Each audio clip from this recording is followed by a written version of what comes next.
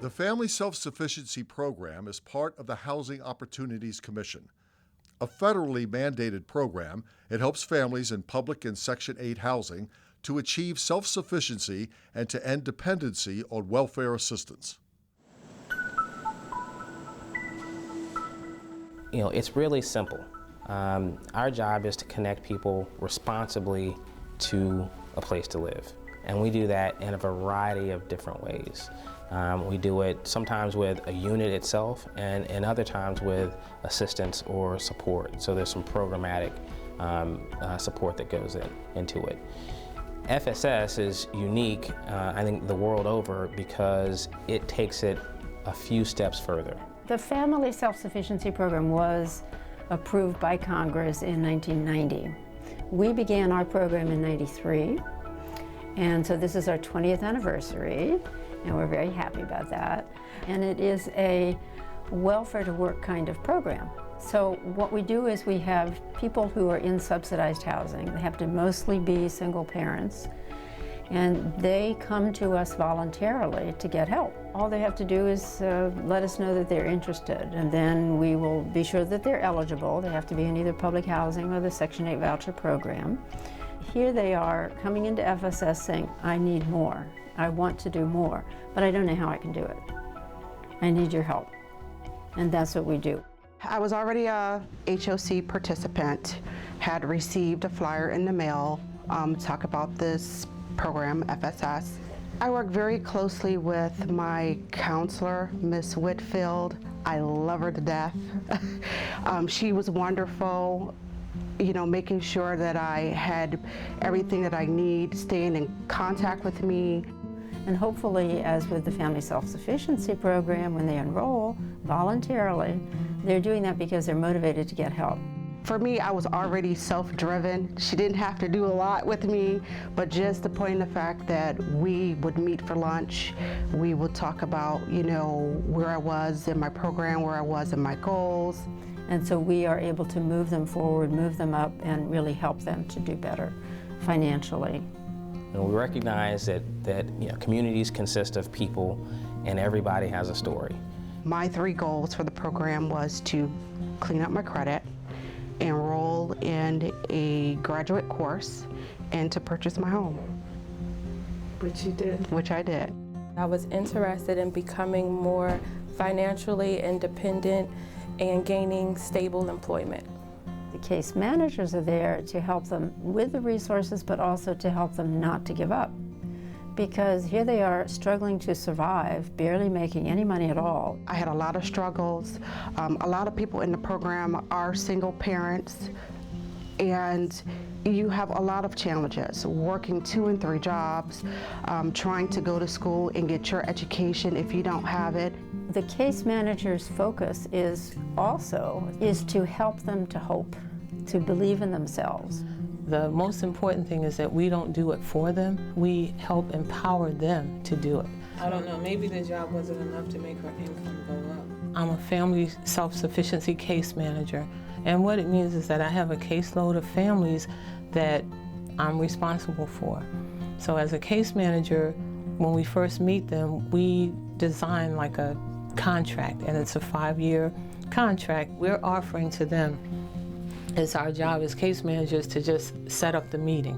You've tried it your way, why not try it our way? And we basically, as case managers, we meet clients where they are, and we discuss where they'd like to be in 5 years as it relates to employment, education, and those kind of things, career. And we basically match clients up with community resources. In many cases, we're cheerleaders, supporters, encouragers.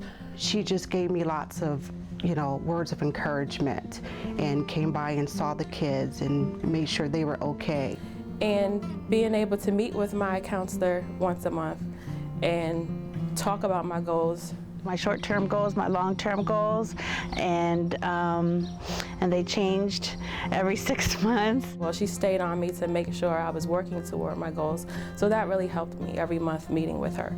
with the case managers, always pushing that, because you know, sometimes you push that aside and you procrastinate, but when you're forced to actually look at it and write about it and think about it, it helps you learn who you really are.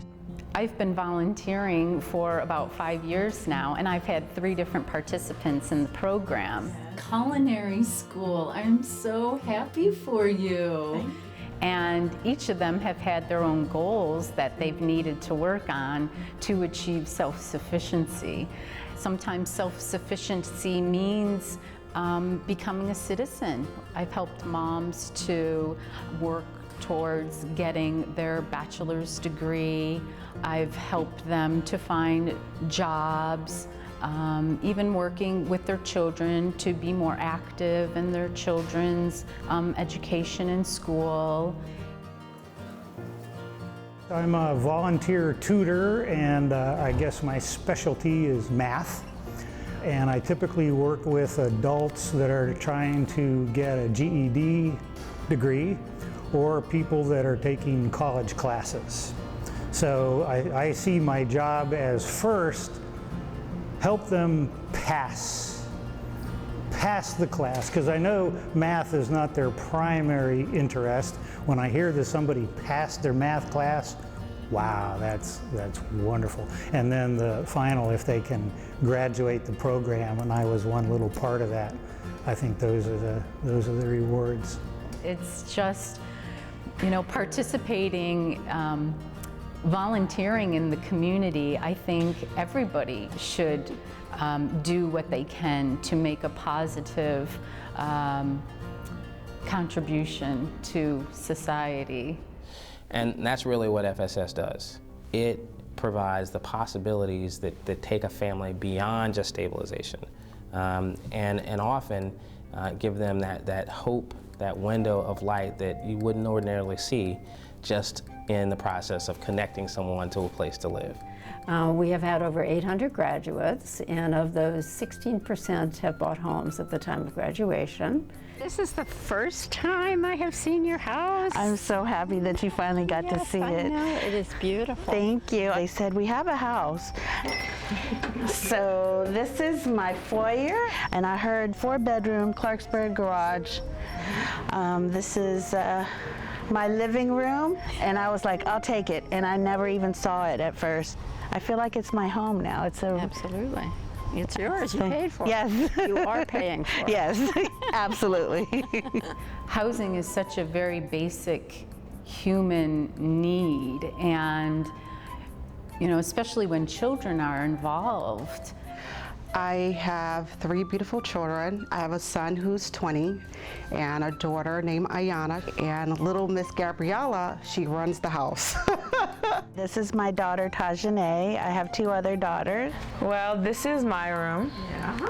Wow, you have your own place. I like it a lot more than the apartment. The apartment was really cramped up, and especially as me and my sisters as growing teenagers, it was really it got really small in the apartment.